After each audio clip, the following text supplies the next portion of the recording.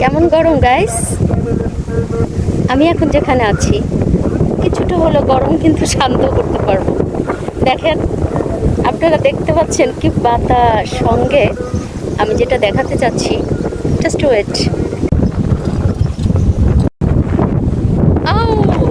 আপনারা কি দেখতে পাচ্ছেন, বুঝতে পারছেন যে এই গরমে এত সুন্দর একটা জায়গা আমি যাচ্ছি।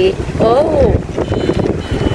আহা, কি মনে হচ্ছে গরম কি একটু কমাতে পারলাম? কেমন লাগছে আপনাদের জায়গাটা?